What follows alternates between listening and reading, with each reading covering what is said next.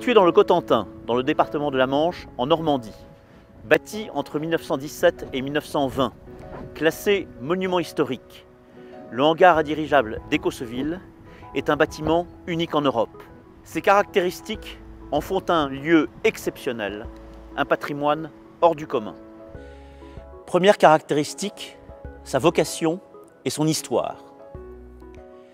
Ce bâtiment fait partie des 33 hangars construits entre 1911 et 1926 sur les centres d'aérostation de la marine française.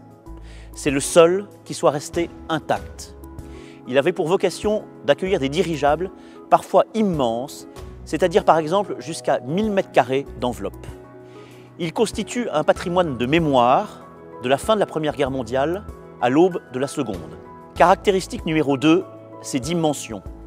150 mètres de long, 40 mètres de large, 31 mètres de haut, 6000 m² de superficie. Troisième caractéristique, son architecture et sa composition.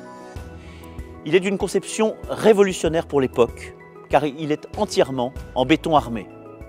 Son intérieur est une cathédrale des temps modernes. Malheureusement, avec le temps, ce béton armé se dégrade et il faut absolument une restauration. Sa toiture voûtée est composée de plus de 3500 tuiles en ciment armé d'une dimension de plus de 2,5 m² chacune. Quatrième caractéristique, sa situation. Le hangar d'Écosseville se trouve à 30 km au sud de Cherbourg.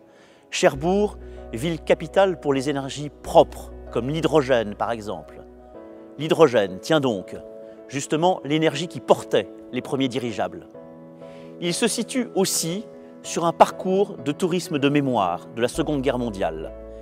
La plage du débarquement de Utah Beach, Sainte-Mère-Église, la batterie d'Asville, Montebourg et sa bataille, Valognes. Le hangar à dirigeables d'Écosseville, au milieu d'un environnement de plusieurs hectares de verdure, a un très fort potentiel. Pour lui assurer une destination nouvelle, pour le restaurer, nous avons besoin de vous, de votre implication, de votre mécénat.